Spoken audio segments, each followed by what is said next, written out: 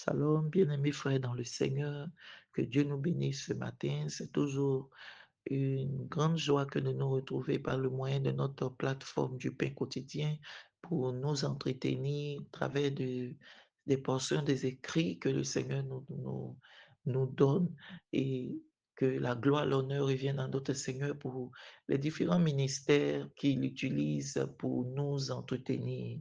Bien-aimés, nous sommes toujours dans notre mois où nous parlons autour du thème Victoire par sa grâce. Le thème de cette semaine est la grâce victorieuse sur toute œuvre de mort. Et ce matin, le Seigneur nous fait la grâce de nous entretenir sur Il a pris nos infimités. Le texte de méditation qui soutient donc notre thème de ce matin est tiré de l'évangile de Matthieu, le chapitre 8, le verset 16 et le verset 17 que je lis. Le soir, en emmenant auprès de Jésus plusieurs démoniaques, il chassa les esprits par sa parole et il guérit tous les malades, afin que s'accomplisse ce qui avait été annoncé par Isaïe, le prophète. Il a pris nos infirmités, il s'est chargé de nos maladies. Que Dieu bénisse donc sa parole au nom de Jésus-Christ de Nazareth. Bien-aimés, nous disions donc tantôt que le thème de ce jour est Il a pris nos infirmités. Permettez-moi, bien-aimés, de nous rappeler que celui qui est auteur des infirmités, c'est le diable. La Bible nous dit en Matthieu, le chapitre 10, le verset 10, que le voleur, que le diable est, ne vient que pour dérober, pour égorger et détruire.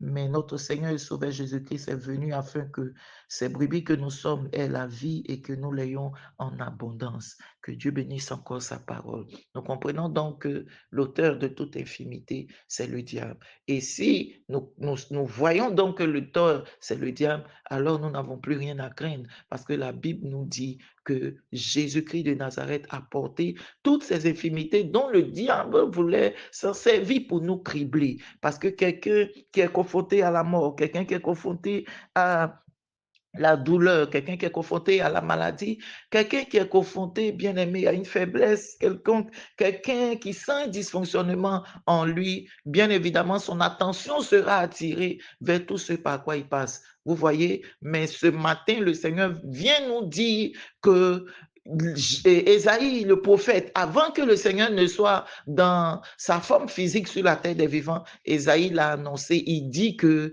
quand le Seigneur, notre Dieu viendrait, il va prendre nos infimités et il va se charger de nos maladies par l'œuvre bien-aimée salvatrice qu'il a accomplie à la croix pour nous. Et bien-aimé, cette bonne nouvelle est notre partage encore en ce jour. Bien-aimé, ce qui avait été annoncé avant la venue du Seigneur a été manifesté dans la venue du Seigneur et elle continue encore, même après le Seigneur dans sa forme physique. Il nous a envoyé le Saint-Esprit qui continue d'accomplir, qui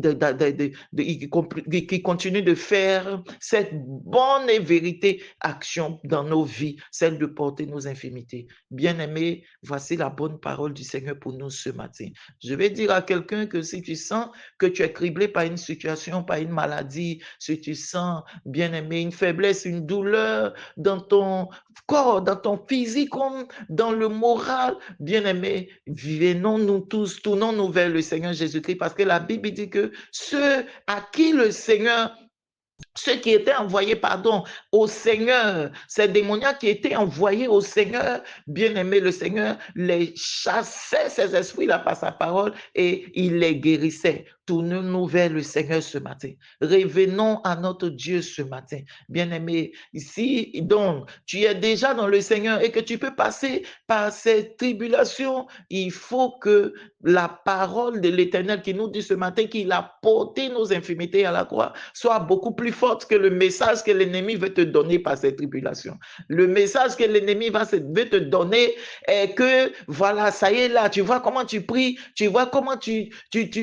appliques la parole de Dieu, mais ces infirmités sont encore là. C'est un message mensonger. La vérité dit que Jésus-Christ a porté nos infirmités à la croix et c'est ça qui est la vérité. Il ne les a pas portées à moitié, bien-aimés. Jésus-Christ n'a pas porté nos infirmités à moitié. Il les a toutes portées, toutes portées. Il a porté nos maladies, il a porté nos douleurs, il a porté tout, bien-aimé. notre faiblesse. Il a porté tout, tout, tout, tout. Il a tout porté. Et le Seigneur veut que effectivement nous soyons concentrés sur lui. Nous avons l'esprit tourné vers lui, de sorte à ce que nous puissions, bien aimer, vivre cette profonde paix. Parce que oui, il y a une profonde paix que de se tourner vers le Seigneur. Il y a une profonde paix que de revenir toujours au Seigneur pour lui présenter nos situations. Non, ne laisse pas le diable te voler ta foi. Oui, certaines personnes ont abandonné l'évangile. Pourquoi? Parce qu'elles se sont dit que nous sommes venus dans le Seigneur. L'objectif premier n'était pas la bonne. Et c'est toujours le malin qui fait ces choses-là. Ils sont venus dans le Seigneur parce qu'ils voulaient ils voulaient la guérison, pardon. Parce qu'ils voulaient le mariage. Ils voulaient, bien aimer, certaines choses qui seraient la satisfaction de la chair, qui seraient la satisfaction de leur conscience, tout simplement. Mais ils ne sont pas venus au Seigneur pour le fait, pour qu'il passe en premier dans leur vie. Parce que si le Seigneur passe en premier dans ta vie, peu importe la situation par laquelle tu passes, peu importe l'infimité par laquelle tu passes, tu vas toujours éprouver cette profonde paix et tu vas toujours aussi continuer de rester attaché au Seigneur parce qu'il est le premier. Tu vois, mais si tu as un objectif qui n'était pas bon à la base, tu vas vouloir te détourner du Seigneur. Bien-aimés, continuons de rester attachés au Seigneur. Il est celui qui a réglé la question de la douleur pour nous à la croix de Golgotha. Il est celui qui nous a guéris. Quelquefois, les maladies physiques dont nous souffrons ont des noms tellement effrayants. Quand tu entends que quelqu'un a l'insuffisance rénale, tu entends par exemple que quelqu'un est en phase finale du cancer, tu entends que quelqu'un a eu un AVC, il a perdu l'usage de la parole, les membres aussi ont été affectés. Tu es effrayé en toi-même, tu te dis, mais c'est donc fini comme ça pour lui. Non, ce n'est pas fini, parce qu'il y a aussi à côté de cela des témoignages où le Seigneur a relevé tout ce genre de cas. Et je veux te rappeler que Jésus a le nom qui est au-dessus de tous ces différents mots-là. Jésus aujourd'hui encore continue d'être. Regarde, la Bible nous dit ce matin par le verset que nous avons lu, que Ésaïe l'a annoncé avant que notre Seigneur Jésus ne soit dans sa forme physique sur la terre des vivants. Ésaïe l'a annoncé. Et quand il est venu, effectivement, il a porté par l'œuvre salvatrice de la croix ces infimités là-bas.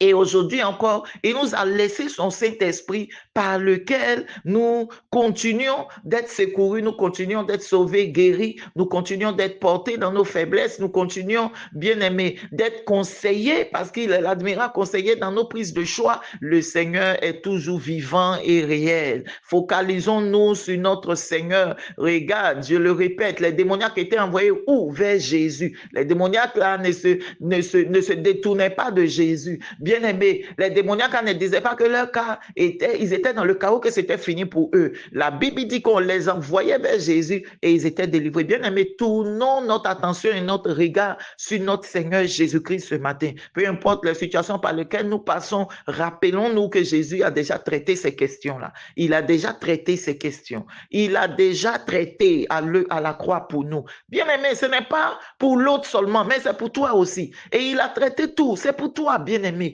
Oui, c'est pour toi qu'il a traité cela. Parce qu'il savait que ce sont des choses par lesquelles le diable va vouloir détourner l'attention de ses enfants. Il savait que c'était des choses par lesquelles le diable allait vouloir cribler la vie de ses brebis. Mais non, il n'a pas tourné le dos pour s'enfuir comme le voleur. Non, la Bible dit que quand le loup est venu, notre berger, bien-aimé, il ne s'enfuit pas. Il est là et il sauve ses enfants. C'est toujours d'actualité. Ayons notre espérance, notre foi, notre attention sur notre Seigneur Jésus-Christ de Nazareth que nous faisons passer en premier malgré tout. Il est le numéro 1. Nous ne nous détournerons pas de la foi comme certains ont eu à la base, bien aimé, ce mauvais but qui était qu'ils sont venus au Seigneur parce qu'ils voulaient tout simplement la guérison, le mariage. Et puis quand ces choses ne se sont pas faites, ils se sont détournés. Bien aimé, ne nous détournons pas de notre Dieu. Peu importe les infimités par lesquelles nous passons, mettons notre Seigneur en premier et nous verrons assurément que ces choses seront faites pour nous. Ces différents noms des mots, nous voyons des témoignages qui sont rendus où le Seigneur a guéri des personnes malades du cancer, il guérit des personnes malades, bien-aimées, de paralysie. Il continue d'être le même aujourd'hui encore. Que le Seigneur nous fasse donc du bien à chacun de nous au nom de Jésus-Christ de Nazareth. Gardons cette vérité dans notre esprit et nous verrons que le Seigneur effectivement continue de le faire. Ne nous laissons pas séduire par le malin, par le moyen de lui aussi ce qu'il sait faire. Notre Dieu aussi, il sait ce qu'il sait faire. Donc, focalisons-nous sur qui il est pour nous encore aujourd'hui, le sauveur de notre humanité, bien-aimé. Continuons de nous focaliser plutôt sur ce qu'il est pour nous et ce qu'il est capable de faire, parce que c'est ça qui est la vérité. Que le Seigneur fasse du bien à la vie de chacun de nous, que le Seigneur nous porte. Je vais aussi en même temps souhaiter une excellente année à tous nos frères chrétiens du monde entier parce que oui, nous sommes dans le premier mois selon la Bible. Nous sommes dans le premier mois et voilà, excellente année spirituelle à chacun de nous au nom de Jésus-Christ de Nazareth. Amen.